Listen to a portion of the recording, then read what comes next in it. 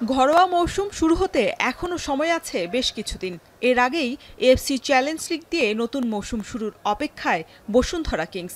এজন্য প্রায় ৪,০০০ কিলোমিটার দূরে কাতারের দোহায় অবস্থান করছে দলটি। লিগের প্লে অফে সিরিয়ান ক্লাব আল কারামাকে আটকানোর কঠিন চ্যালেঞ্জ সামলাতে হবে তপু বর্মনদের। তবে কাজটা মোটেই সহজ নয়। এই ম্যাচের আগে বসুন্ধরা কিংসের কঠিন প্রতিপক্ষ কাতারের আবহাওয়া।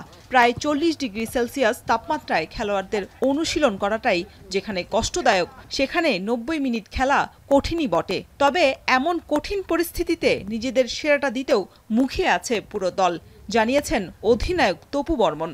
আমরা প্রফেশনাল প্লেয়ার, সব জায়গায় আমাদের মানায় নিতে হবে এবং ওই জায়গায় ভালো রেজাল্ট করতে হবে, ভালো খেলতে হবে, এটাই আমি মনে করি। আমরা সবাই প্রস্তুত আছি আর কি। এর আগে আসরের গ্রুপ পর্ব পর্যন্তই বসুন্ধরার সর্বোচ্চ সাফল্য। তবে কোচের ভুলে ৩ ম্যাচে সব কয়টিতে হারায় পরের ধাপে পৌঁছাতে পারেনি কিংসের ফুটবলাররা। এবার বাংলাদেশি বংশোদ্ভূত কিউবা মিচেল সহ রাফায়েল, টনি, সানডে এবং ডরিয়েলটনের মতো বিদেশি ফুটবলার থাকায় জয়ের কেতন উড়াতে আত্মবিশ্বাসী দলের অধিনায়ক।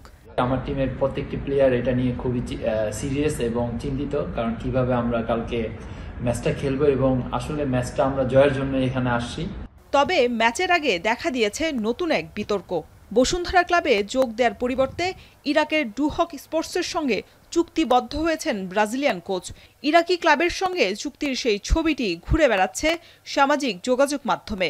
তবে এ বিষয়ে বসুন্ধরার পক্ষ থেকে আনুষ্ঠানিক কোনো ঘোষণা আসেনি।